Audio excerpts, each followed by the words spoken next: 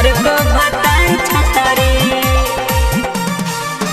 छौड़ी हमारा बताओ ना ससुरा के समाचार के, करा हो प्यार की करा है कौमार के। छौड़ी हमारा बताओ ना भतारा के समाचार के, करा हो प्यार की करा है कौमार के। हला होइल है का पूरा नैहर नगरी। छौड़ा नैहर में हालो कमर पतरी। 6 महीना में कर को भतार छतरी। रेल दिल को जवानी बिछा के पटरी। 6 महीना में कर को भतार छतरी।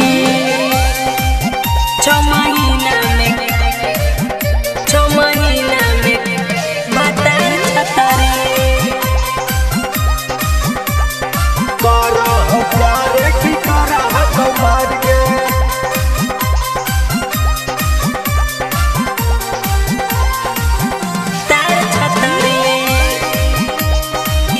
पटरी कर को भतार छतरी।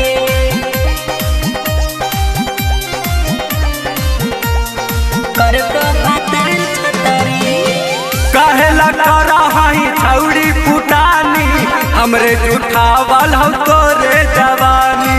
छौड़ा तुहानी बड़ी कमजोर रे, भतरे खियल कई विटामिन भी जोड़ रे। 6 महीना में कर को भतार छतरी। कहेला छौड़ी तू तारा ही फुटानी, हमरे जुठावल हो तोरे जवानी। छौड़ा तुहानी बड़ी कमजोर रे, भतरे खियल कई विटामिन भी जोड़ रे। तोरे खैल का भतार जूठा सखरी।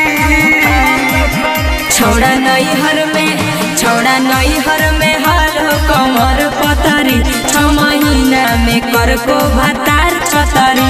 रेल दिल को जवानी बिछा के पटरी। 6 महीना में कर को भतार छतरी। 6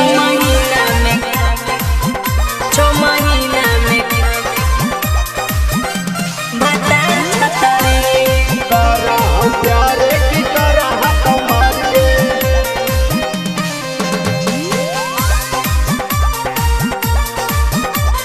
करा है कौमार के। सुबह शाम 12 बजे 3 टाइम खिया के, कल कई दोहान हमरा भतरे मोटा के। कर के रोज बाजार के बहाना, मिलेला यावान गुरुआ रोजाना। सुबह शाम 12 बजे 3 टाइम खिया के, कल कई दोहान हमरा भतरे मोटा के। कर के रोज बाजार के बहाना, मिलेला यावान डोभी रोजाना। टून में के माल से जाना हो सगरी। छौड़ा नैहर में हालो कमर पतरी। 6 महीना में कर को भतार छतरी। रेल दिल को जवानी बिछा के पटरी। 6 महीना में कर को भतार छतरी।